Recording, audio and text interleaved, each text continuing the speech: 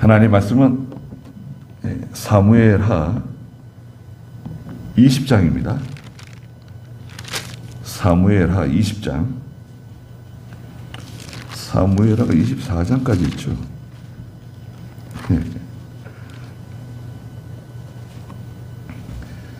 사무엘하 20장 1절 말씀입니다.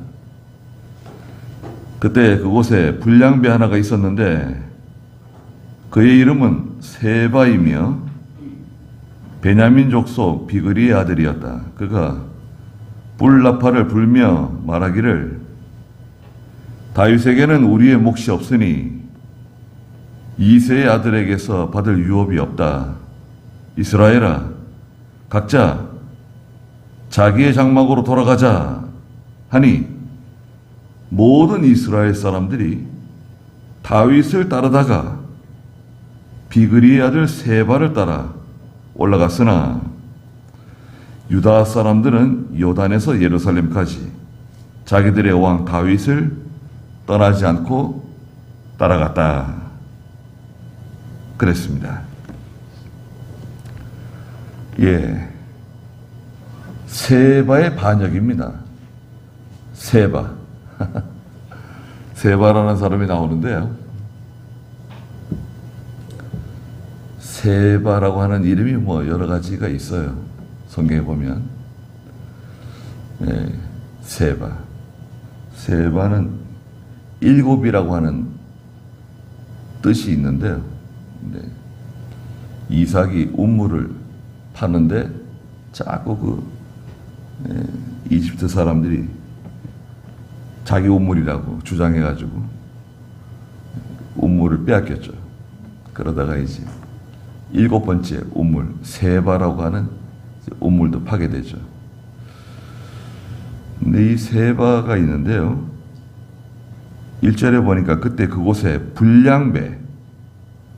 불량배라 그랬어요. 불량배 하나가 있었다. 이 불량배라고 하는 요 단어의 뜻을 보면 무가치한 사람, 부도덕한 사람, 사악한 사람, 이런 뜻으로 사용되었어요. 다윗을 만난 그 나발의 아내 아비가일이 제 남편은 불량한 사람입니다. 그런 말을 하죠. 다윗이 나발과 나발의 집에 있는 사람들을 치러 막 가려 그럴 때 지혜로운 그 아비가일이 다윗을 영접하면서 용서해 달라고, 제 남편이 불량한 사람입니다. 어리석은 바보 같은 사람입니다. 그러면서 이 단어를 사용했어요. 불량배. 세바인데요. 그의 이름은 세바이며 베냐민 족속이고요. 아버지의 이름이 비그리예요. 성경에 보면 이 사람은 누구의 아들이라고 자주 기록합니다. 심지어는 어머니의 이름도 기록할 때가 있어요. 그러니까 이게 좋은 영향을 받아가지고 기록되면 좋은데, 이 나쁜 영향을 받아가지고 못된 짓을 하는데 이 사람은 누구의 아들이라고, 여러분, 성경에 기록해놓고 수천 년 동안 지금 사람들이 다 이거 읽는 거 아니에요? 세바 이 녀석은 아버지가 비그리로구나. 비그리가 어떻게 가르쳐가지고 이런 아들이 나왔을까.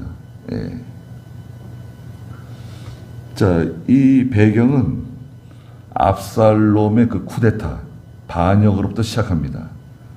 다윗의 아들 압살롬이 아버지를 죽이고 자기가 왕이 되겠다고 셋째 아들 압살롬이 쿠데타를 일으키잖아요. 그 쿠데타는 상당히 위력이 있는, 또 거의 성공할 수밖에 없는 그런 쿠데타였어요. 그래서 다윗이 궁에 있는 사람들과 함께 급하게 달아났잖아요. 언덕을 올라가면서 맨발로 올라가고, 또 다윗을 비난하고 조롱하고 욕하는 사람들도 있었잖아요. 예. 다윗이 왕자 있을 때는 감히 뭐 다윗을 함부로 뭐 입에 올릴 수도 없는 사람들이 다윗이 어려운 일을 겪으니까 그 내막을 제대로 알지도 못하고 그 다윗을 비난하고 욕하고, 예, 그런 참 어리석은 사람들이 있었죠. 잘 나갈 때는요, 사람들이 뭐 존경하는 것처럼, 나를 위하는 것처럼, 내 편인 것처럼, 그러다가도 내가 어려워지고 좀 가난해지고 또 힘든 일을 만나고 실패하고 이러면 예, 나를 못 본 척하고, 예, 전화해도 전화도 안 받고 그런 일이 생기죠. 세상이 그래요. 네. 아들이 반역하는데 뭐 지금 아들이 아버지를 죽이겠다고 지금 나섰잖아요. 그때 이제 북이스라엘의 10지파가 이 압살롬 편에 섰어요. 그렇잖아요. 그런데 이 압살롬이 이제 죽임을 당하고 모든 사태가 이제 해결이 됐어요. 그 다윗이 유다 백성들이 나서서 다윗을 예루살렘 왕궁으로 모셨잖아요. 또 이스라엘, 북이스라엘 10지파도 나와가지고 다윗을 왕으로 인정하고 모시기로 했잖아요. 그런 좀 혼란한 틈을 타가지고 이 세바가 등장한 겁니다. 세바가 뭐라고 말했습니까? 1절 중간에 보니까 그가 뿔나파를 불며 말하기를 다윗에게는 우리의 몫이 없으니 이세 아들에게서 받을 유업이 없다. 이스라엘아, 각자 자기의 장막으로 돌아가자. 이렇게 말했어요. 다윗에게는 우리의 몫이 없다. 우리가 다윗에게 뭐 받을 몫이 없다. 가령 뭐 대통령이 된다. 그러면 대통령이 자기 사람들을 뭐 국무총리도 세우고 장관에도 세우고 또 중요한 부서 뭐 국정원장에도 세우고 감사원장에도 세우고 뭐 중요한 부서들에게, 예, 자기 사람들을 세울 수 있잖아요. 좋은 사람들, 똑똑한 사람들, 나라를 사랑하고 국민을 위하는 사람들이면 참 좋겠지만 그렇지 않을 수도 있죠. 우리의 몫이 여기는 없다. 다윗에게는 우리의 몫이 없으니까 이세 아들에게서 받을 유업이 없다. 이스라엘아, 각자 자기 장막으로 돌아가자는 거예요. 여기서 이스라엘은 저 북쪽 10지파를 말하는 거예요. 이스라엘아, 우리는 우리의 장막으로 돌아가자. 여기 있을 필요가 없다. 다윗을 왕 세우고 그럴 필요 없다. 그러니까요, 2절에 모든 이스라엘 사람들이, 여기 모든 이스라엘 사람들, 유다 지파와 베냐민 지파를 제외한 거의 나머지 이 북이스라엘 사람들이 다 다윗을 따르다가, 예? 다윗을 예루살렘으로 영접하기로 해놓고 마음이 바뀌었어요. 다윗을 따르다가 비그리 아들 세바를 따라 북쪽으로 올라갔어요. 자기 집으로 돌아갔어요. 그런데 유다 사람들은 2절에 보니까 요단에서 예루살렘까지 자기들의 왕 다윗을 떠나지 않고 따라갔다 그랬습니다. 예, 혼란한 틈을 타서 또 정신없고 분주하고 어리둥절하고 뭔가 이게 아직까지 질서가 제대로 잡히지 않은 그런 어수선한 가운데 마귀는 틈을 타요. 마귀는요, 그 틈을 타고 들어옵니다. 그래서 이간질 시켜요. 이간질. 다윗과는 우리 상관없다. 서로 미워하게, 서로 믿지 못하게 자꾸 이간질을 시켜요. 처음에는 뭐 대수롭지 않은 건데 이게 마음속에 가지고 있으면요, 점점 미워하는 마음, 의심하는 마음, 원망하는 마음, 이게 마음속에 있으니까요, 계속 이게 눈덩이처럼 커져요. 씨를 뿌린 것처럼 자꾸 자라나요. 그래야 이제 어떤 결정적인 사건이 이제 생기게 되면 이 폭발하는 거예요. 마귀는 자꾸 씨를 뿌려요. 그 의심하는 마음, 미워하는 마음,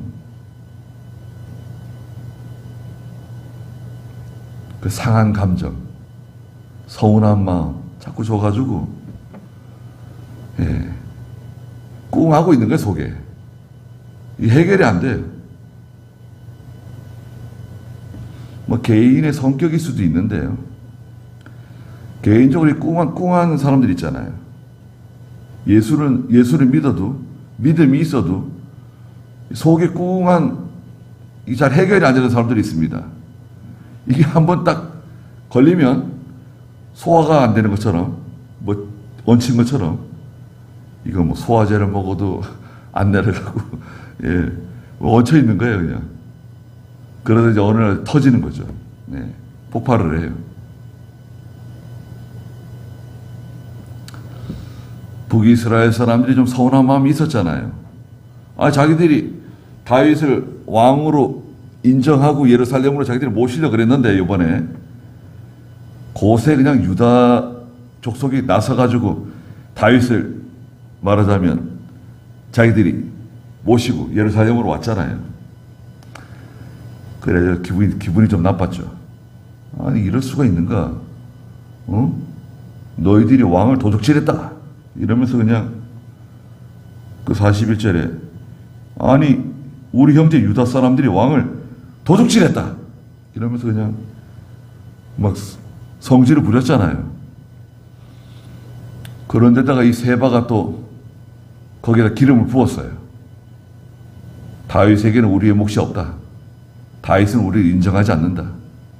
우리 알아주지 않는다. 다윗이 왜 우리를 인정하겠냐? 압살롬이 반역할 때 우리가 동조했기 때문에 다윗은 우리에게 감정이 있다. 우리를 알아주지 않는다. 사랑하지 않는다. 우리를 미워한다.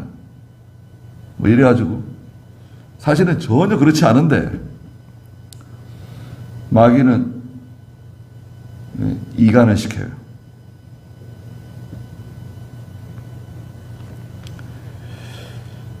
그 비슷한 내용이 사사기에 보면 사사기 9장에 그 아비멜렉이라고 하는 사람이 나와요. 이 아비멜렉이 기드온이 늙어서 죽은 후에 자기 어머니 외가댁 사람들, 세겜 사람들을 충동질해가지고 정권을 잡으려고, 왕이 되려고 그런 적이 있어요. 그것도 똑같아요. 상황이 마찬가지예요. 서운한 마음, 의심, 원망, 불평 이런 것을 자꾸 이렇게 부추겨가지고요, 너를 인정하지 않는다, 너를 미워한다, 너를 무시한다, 자꾸 이런 마음을 자꾸 집어넣어줘요, 마귀가. 그 이간질을 시키는 겁니다.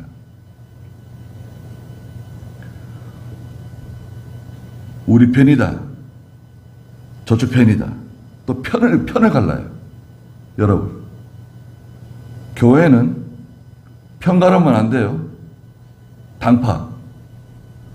당파를 만들면 반드시 그건 징계해야 돼요. 당파. 이 사람은 우리 쪽 사람이다, 저쪽 사람이다. 당파 만드는 사람들이 있어요. 노회나 총회나 이 당파를 만드는 사람은 징계해야 됩니다. 당파 만드는 거. 당파는 세력을 만드는 거예요. 세력. 자기 세력. 그건 욕심이에요.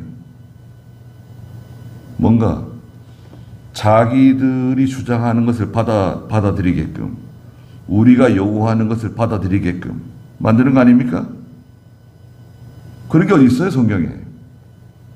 하나님의 교회가 한 마음 한 뜻이 되고, 또 우리 믿음의 가정, 우리 가정이 하나가 되고, 한 뜻이 되고, 힘을 합치고, 같이 손을 모고 기도하고, 그래도 이게 힘든 판에 자꾸 이거 이간질 시키고, 서로 미워하게 만들고, 서로 얼굴도 보기 싫어하고, 말도 안 하고, 인사도 안 받고. 그래가지고 이제, 그러면 어떻게 됩니까? 그러면 마귀 좋은 일만 시켜주는 거죠. 마귀가 얼마나 좋아하겠습니까? 교회가 분열되고, 성도의 가정이 분열되고, 서로 다투고 싸우고, 잠잠하다가 한 일주일에 한 번씩 막 소리 지르는 겁니다. 그 집에 소리가 나요. 제 사무실에 앉아 있으면 일주일에 한 번씩 소리 납니다. 애들 우는 소리, 막 소리 지르는 소리. 아유, 또 시작했구나.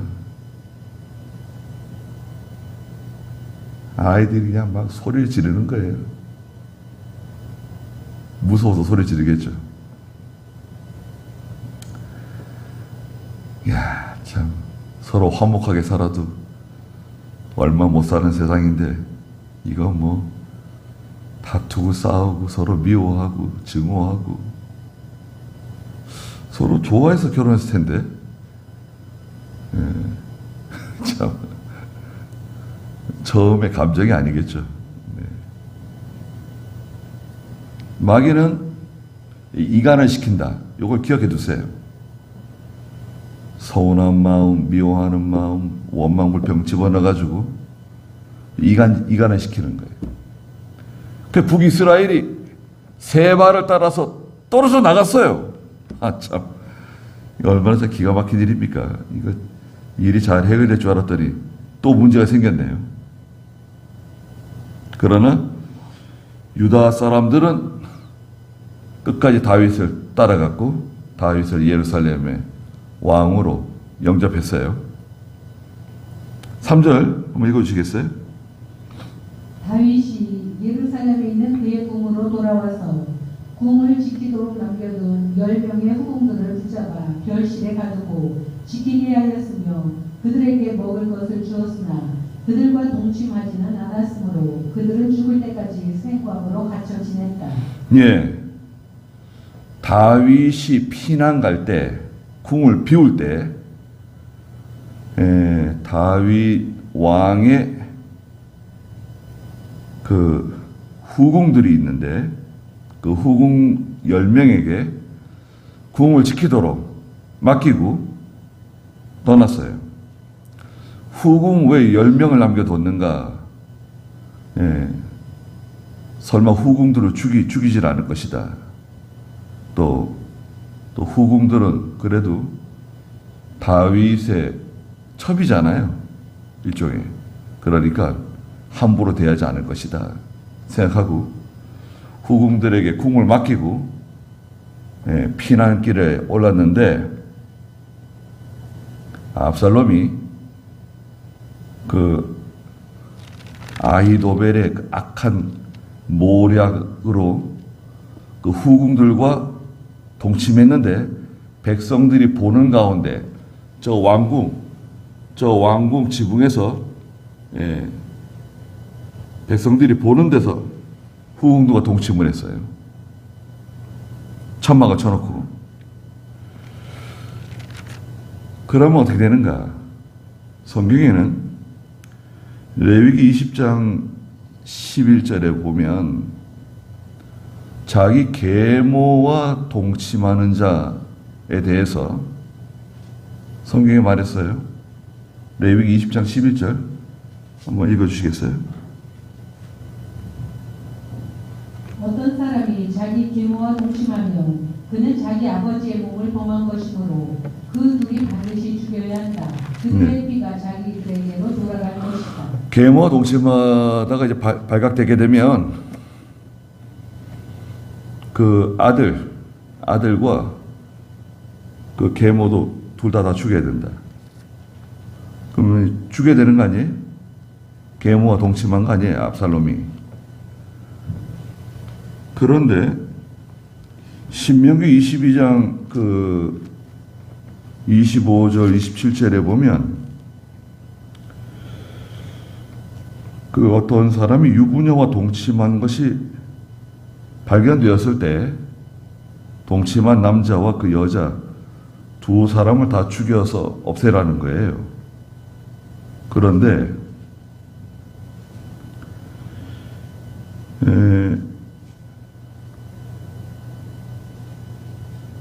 25절에 보니까 신명기 22장 25절에 어떤 사람이 들에서 약혼한 처녀를 만나 강간하였거든 여자를 강간한 그 남자만 죽이래요. 근데 여기 성경에 보면요, 약혼한 처녀를 만나 강간했다는 거예요. 결혼하지 않았고 약혼한 처녀가 있는데 이 남자는 다른 남자겠죠.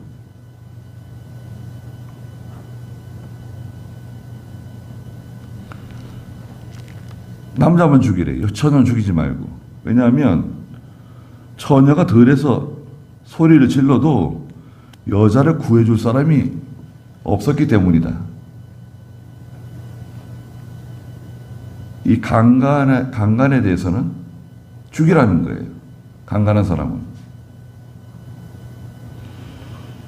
그러면 여기 이 후궁들은 어떻게 하는 게 좋을까요? 다윗은 이 후궁들을 붙잡아서 별실에다 가두고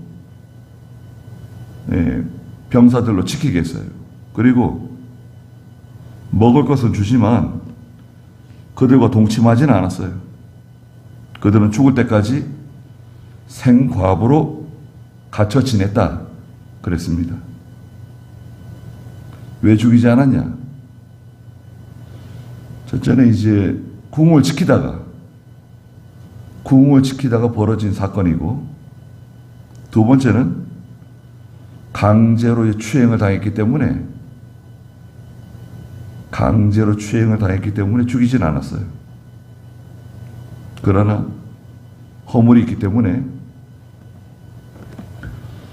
동침하진 않고 먹을 것은 주지만 별실에서 지내도록 생과부로 갇혀 지냈다 그랬습니다. 그래서 이제 그 10명의 그 후궁들에 대한 처리됐어요. 그리고 4절 한번 읽어주시겠어요? 그때 왕이 아마사에게 말하기를 너는 유다 사람을 사흘 안에 내게로 모아오고 너도 여기 있어라 하므로 아마사가 가서 유다 사람을 소집하였는데 왕이 정한 시간보다 지체하였다. 다윗이 아비새에게 말하기를 이제 압살롬보다 비그리의 아들 세바가 우리를 더해야 할 것이니 너는 내 주의 부하들을 데리고 그의 뒤를 추격해라. 그가 견고한 성들에 들어가 우리들을 피할까 즉 염려된다 하니. 네. 여기 아마샤가 나오죠. 아마샤. 아마샤도 이제 사실은 압살롬의 군대 장관이었어요. 반역자, 쿠데타를 일으킨 그 압살롬 군대의 군대 장관이에요. 총사령관이 아마샤예요. 근데 압살롬은 죽었잖아요, 이제. 그러니까 아마샤는 젊어요, 아직. 그래서 아마샤를 불러서 다윗이 말했잖아요. 너는 왜 가만히 있냐? 너도 나와서 빨리 나를 영접해야 되지 않느냐고. 그 19장 13절 한번 읽어주시겠어요? 19장 13절. 아마사에게 말하기를 너는 내 고륙이니 고륙이 아니냐. 내가 요압을 대신하여 평생 내 앞에서 군 사령관으로 되지 아니하면 하나님께서 내게 벌 위에 벌을 내리시기를 원한다라고 하여라. 네, 요압은 늙었어요. 요압은 군대 총사령관인데 지금 다윗을 도와주는 사람 아니에요? 네, 요압은 압살롬을 죽이지 말라고 죽였고 또 성격이 너무 과격해요.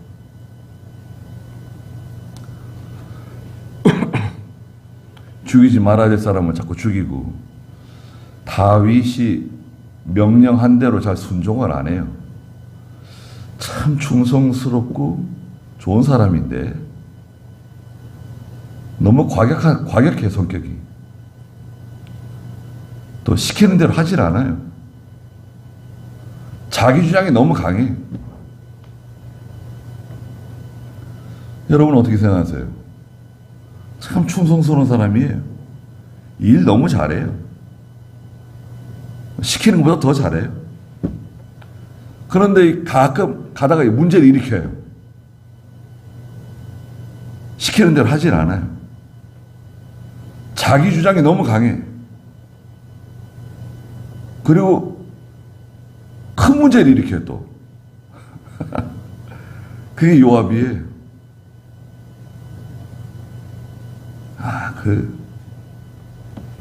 그래서 여기서 다윗이 아마샤를 불러가지고 말하는 거예요. 4절에 요압을 부르지 않고 아마샤를 불렀어요. 요압이 마침 자리에 없었고 아마샤를 불러가지고 야 아마샤야 너는 가서 유다 사람을 사흘 안에 다 내게로 모아와라. 전쟁에 나가서 싸울 사람 사흘 안에 다 데리고 오라고 명령을 내렸어요. 그래서 아마샤가 유다 족속에게로 갔어요. 다윗의 명령을 가지고 갔더니 아니 이게 빨리 소집이 안 되는 거예요. 왜 소집이 안 될까요? 아니 저 사람 아마샤 아니 그 압살롬 밑에서 군대 장관 하던 사람 아니야? 우리 다윗 왕을 죽이겠다고 쫓아다니던 사람이 아니 이제 와가지고 우리 군대 장관이 된다고? 우리를 지휘한다고? 요압 장군 대신? 지금 다윗이 요압 대신에 아마샤를 세운 거잖아요. 그러니까 유다 사람들이요 이 아마샤의 명령에 즉각 바로바로 움직이지 않는 거예요. 그러니까 사흘 안에 못 왔어요. 사흘 안에 집합 명령을 내렸는데 동원령을 내렸는데 우리도 전쟁 동원 훈련 하잖아요. 뭐 예비군 훈련도 하고 또 민방위 훈련도 하고 뭐 또 민방위로 편성된 사람들 예비군 외에 민방위가 또 있잖아요. 한 번씩 동원하잖아요.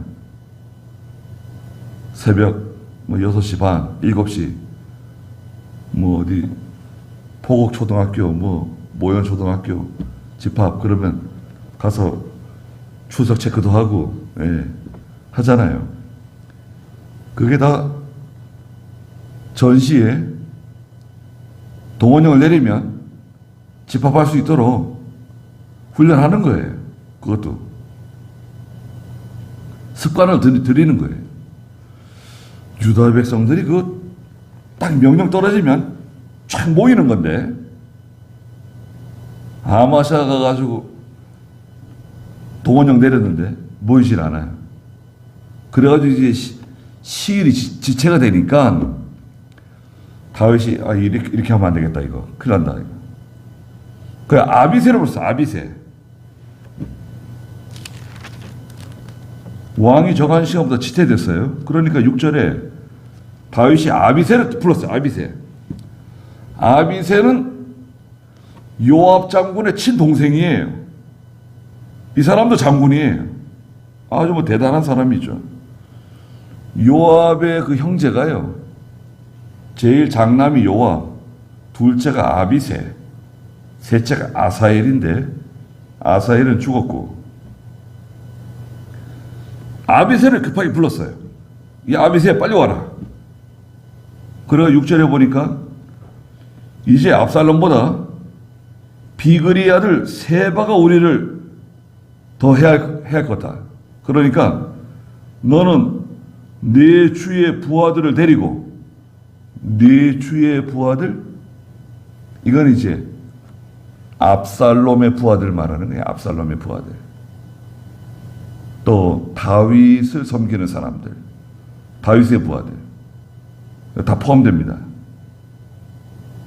네 주의 부하들을 데리고 그의 뒤를 추격해라, 빨리. 그가 견고한 성들에 들어가 우리들을 피할까 염려된다. 견고한 성에 들어가기 전에 빨리 추격해가지고 그 세발을 붙잡아 와라. 이 세발은 죽어야 된다. 백성들과 왕을 이간시킨 죄.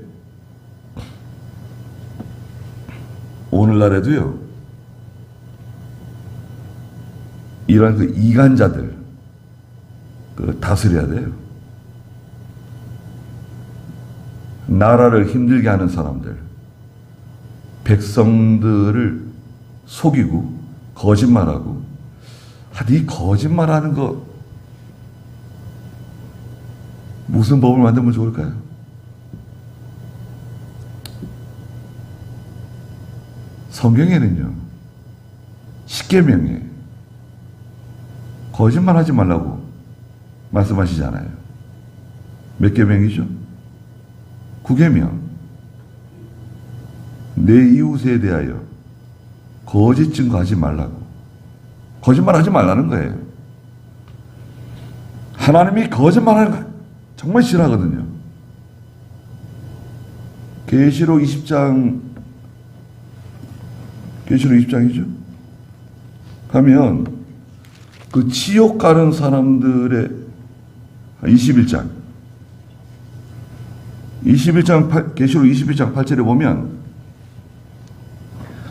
지옥 가는 사람들의 그 인격적 특징이 있어요. 첫째는 두려워하는 사람들, 지옥 가는 사람들이 두려워하는 자들 가네. 또 믿지 않는 자들, 혐오스러운 자들, 살인자들, 음행자들, 점수라고 우상 숭배하는 자들, 이 점쟁이 쫓아다니고 무당 쫓아다니고 우상 숭배하는 자들, 그리고 모든 거짓말장이들의 받을 것은 불과 유황이 타는 못에 들어가는 것이다. 이 둘째 사망. 둘째 사망은 지옥 가는 거죠. 이 거짓말하는 거,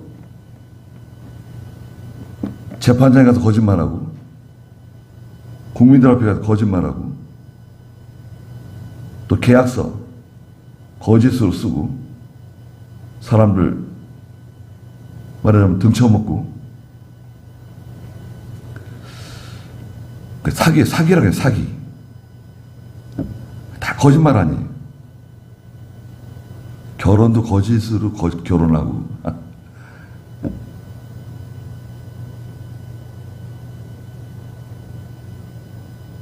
거짓으로 결혼하는데 보니까 그렇게 당한 남자들이 여럿이 있더라고요. 4-5명 되는 거예요. 그 결혼하고 돈을 뜯어내는 거예요. 어려운 일이 생겼다. 힘든 일이 생겼다. 3천만 원, 8천만 원, 뭐 1억, 5천만 원, 뭐 다 돈을 뜯긴 거예요. 꼬리가 길면 잡힌다고. 이야, 그런 거짓말에도 다. 또 이거 뭐 보이스피싱. 보이스피싱요. 잡아서 사형을 시키는 거야. 그 주동자들을. 그러면 인정사정 볼 거 없이 사형을 시키는 거예요. 보이스피싱 할 수 있겠어요? 끝까지 추적해가지고 잡아온다. 보이스피싱 하는 것들은. 중국에 있든, 뭐 필리핀에 있든, 베트남에 있든, 끝까지 추적해서 다 잡아온다. 그럼 어떻게 되겠습니까?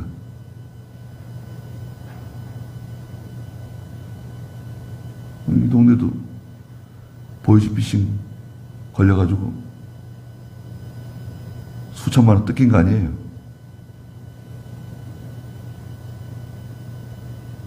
하여튼 간에 이런 일이 많습니다. 거짓말하는 거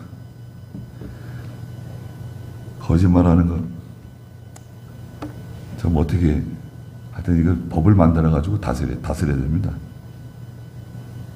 교회는 거짓말하는 사람은 직분 맡기면 안 돼요. 아니 거짓말하는 사람 어떻게 직분을 맡깁니까? 목사에게 거짓말하고, 장로님한테 거짓말하고, 집사들한테도 거짓말하고, 교인들한테도 거짓말하고.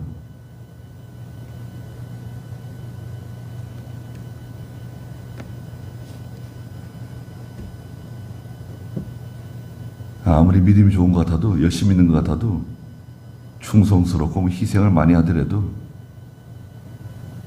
그리고 목사가 알아야 돼요. 아니 목사님, 사실은 저분이 거짓말을 잘합니다. 그 얘기해 줘야죠, 목사한테.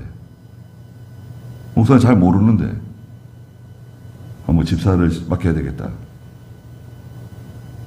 그러는데 전혀 모르고 직분 주면 되겠어요?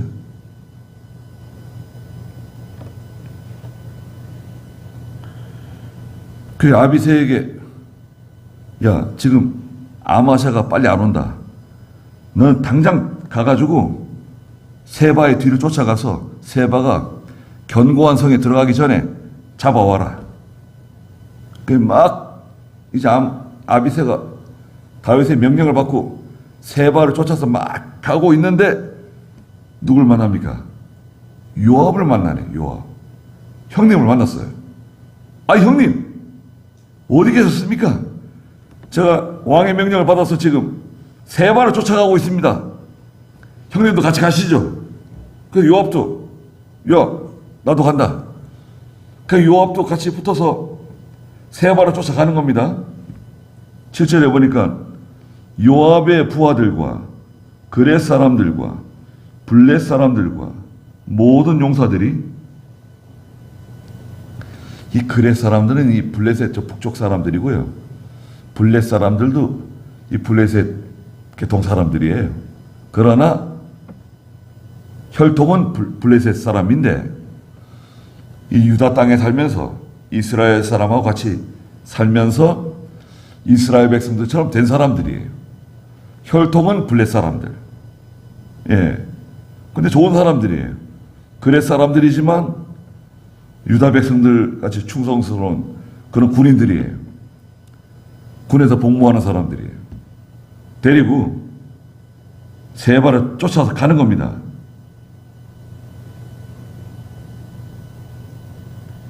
그래서 가는데 8절에 그들이 기브온의 큰 바위 곁에 왔을 때 누굴 또 만나죠? 아마샤를 만났네. 아마샤. 아마샤가 여기 오고 있는 거예요. 야, 너 왜 이렇게 늦었냐? 우리 지금 세바 잡으러 가고 있는데. 아마샤가 그들 앞에 나오니까 요압이 군복을 입고 허리에 띠를 띠고 있었는데 칼집에 꽂은 칼을 허리에 두르고 있었다. 그가 나아갈 때 칼을 빼었다. 요압이 아마샤에게 가까이 간 겁니다. 야, 아마샤야, 너무 반가워. 고생이 많어. 일로 와, 나하고 잠깐 좀 얘기 좀 하지. 아, 예. 뭐, 형님. 자기는 압살롬을 따르던 군대 장관이었잖아요. 좀 수치스러운 면이 있잖아요. 부끄러운 면이 있잖아요.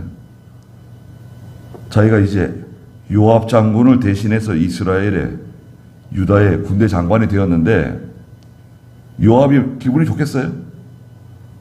아니, 다윗이 왕이 나와 상의도 없이 아마샤를 군대 장관 세우고 나를 이제 말하자면 이제 주저앉히려고 그러는 건데 기분이 별로 안 좋잖아요. 근데 마침 아마샤를 만났네요. 잘 만났어요. 야, 아마샤야, 잠깐 나 좀 보자. 얘기 좀 하자. 지금 세바 쫓아가다가 요압과 요압의 병사들도 만나고 또 아마샤도 만나고 다 만났어요. 그런데 요압이 뭐라 그러죠? 9절에 요압이 아마샤에게 내 형제여 평안하시오 하고 말하면서 그의 오른손으로 아마샤의 수염을 잡고 그에게 입맞추려고 하였을 때 아마샤는 요압의 손에 있는 칼을 알아채지 못했다. 요압이 칼로 그의 배를 찌르니 그의 창자가 땅으로 쏟아져 나왔으며 다시 치지 않아도 그가 죽었다. 배를 갈라버렸어요. 창자가 땅에 쏟아져 나왔다는 거예요.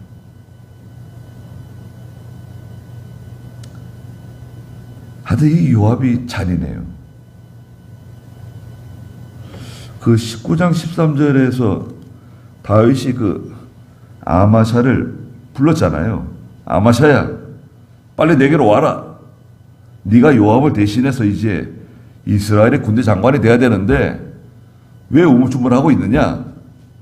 그 다윗이 넓은 마음으로 그 압살롬을 따라가던 아마샤를 품에 안았는데 근데 요압은 뒤에서 그 아마샤를 암살한 거죠.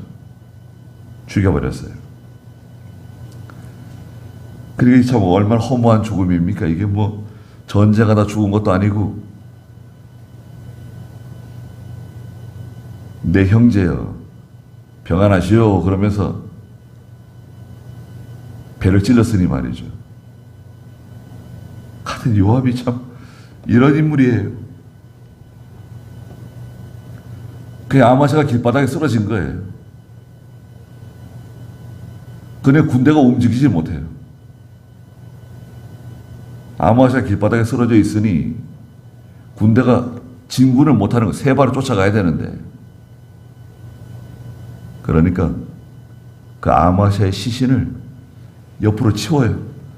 옆으로 치우고 옷으로 시신을 가리고 그제서야 백성들이 진군을 할 수 있게 됐어요. 거기 10절 뒤에 보면 그리고 요압과 그의 형제 아비새는 비그리 아들 세바의 뒤를 추격하였다. 요압의 병사들 중 한 사람이 아마샤의 곁에 서서 말하기를 요압이 좋아하는 자와 다윗 함께 속한 자는 누구든지 요압의 뒤를 따라라 말했어요. 아마샤를 좋아하고 아마샤를 따르는 사람도 있었는데 그 중에 다윗 왕을 위하고 요압을 위하는 사람은 요압의 뒤를 따라라. 그러니까 아마샤는 죽었고 다윗 왕을 위하고 요압을 위하는 사람이라고 하면 요압의 뒤를 따르라 이거죠. 12절에 아마샤가 큰 길 가운데 피투성이가 된 채 엎드러져 있었다. 이에 모든 백성이 멈추어 서는 것을 그 병사가 보고 아마샤를 큰 길에서 밭으로 옮겼으나 그 옆에 지나가는 모든 사람들마다 멈추어 서자 옷을 그 위에 던져 덮었다.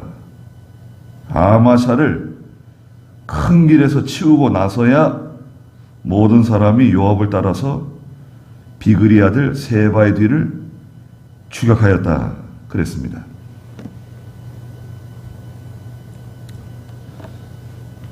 그러니까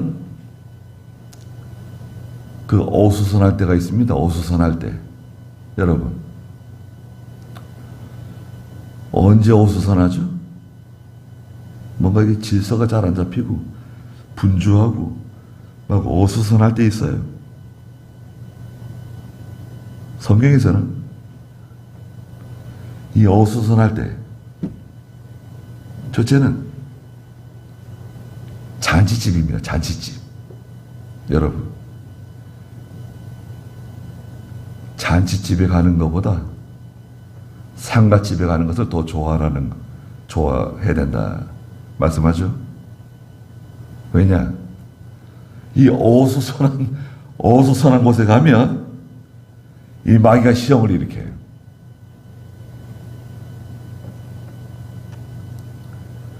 어수선하고 분주하고 뭔가 그냥 질서가 없고 그냥 왔다 갔다 하고 그냥 뭐 화기애애하고 뭐 참 좋은 것 같은데, 예.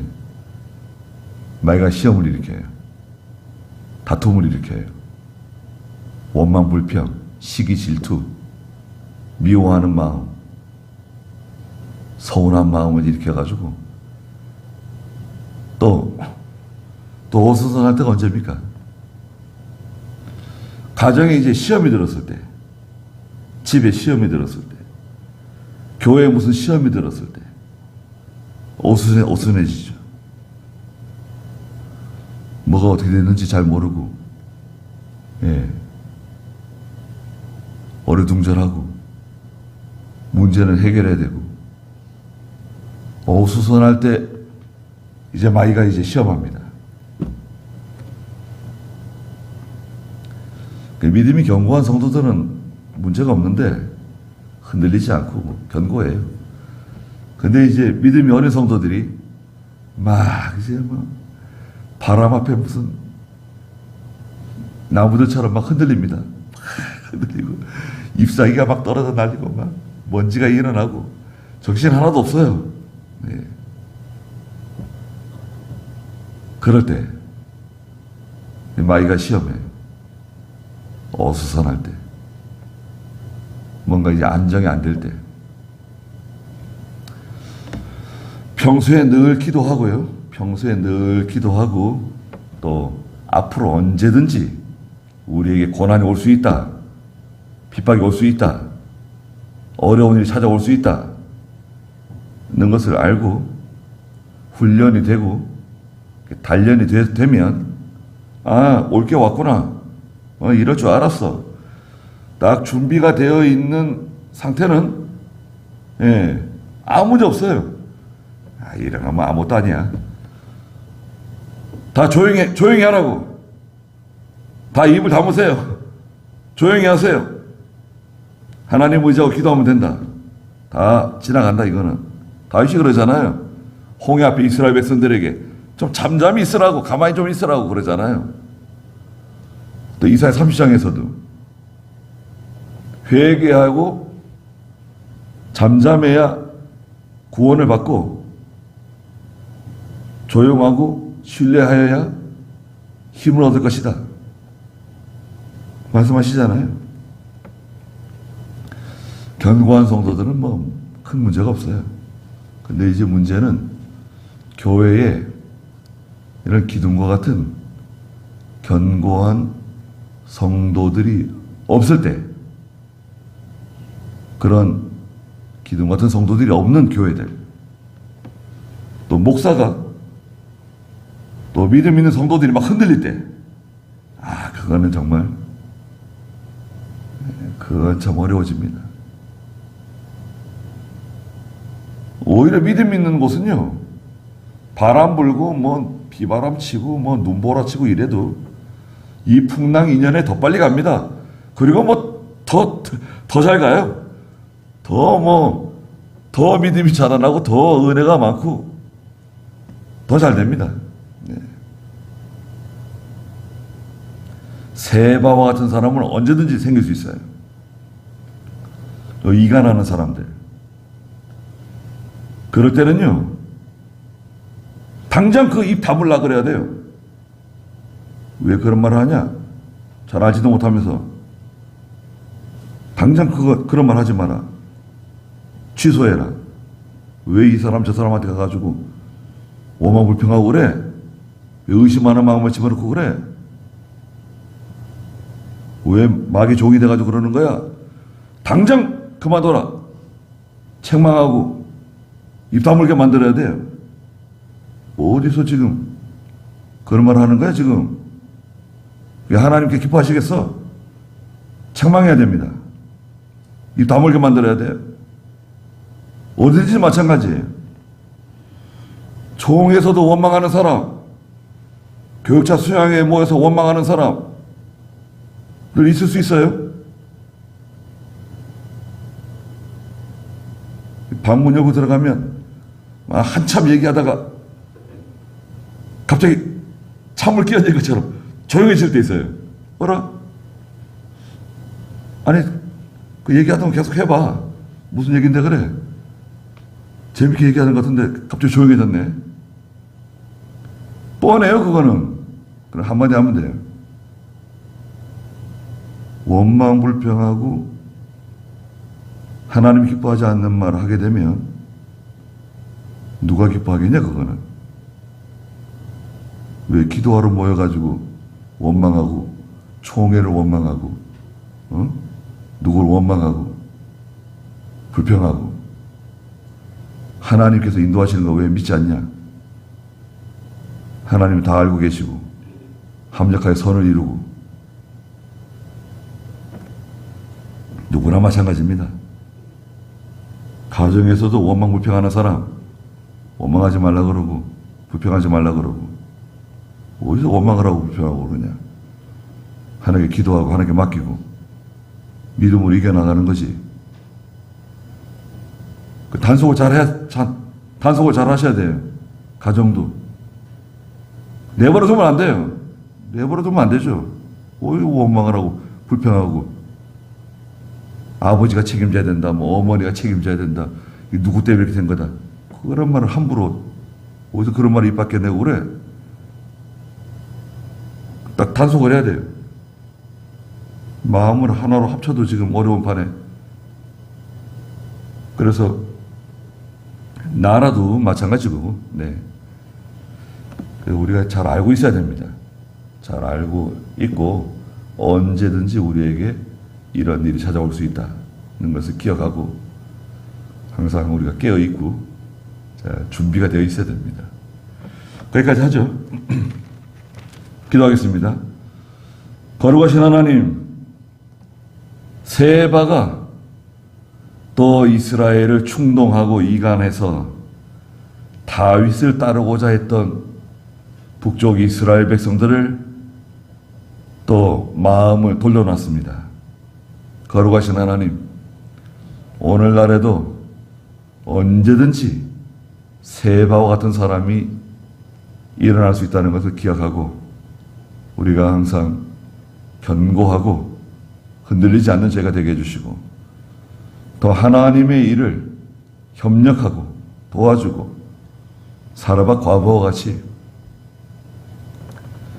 하나님의 일이 잘 되는 쪽으로 또 하나님께서 반드시 하나님의 뜻대로 행하신다는 것을 우리가 알고 믿음으로 기도하고 하나님께 회개하고 모든 일을 잘 감당해 나갈 수 있는 저희의 믿음이 되게 해주시고, 또 이 요압 장군과 같이 하나님의 일을 혈기로 하지 않게 해주시고 자기 개인의 원한을 갚는 이런 도구로 하나님의 일을 이용하지 않는 그런 저희 또한 되게 해주시옵소서.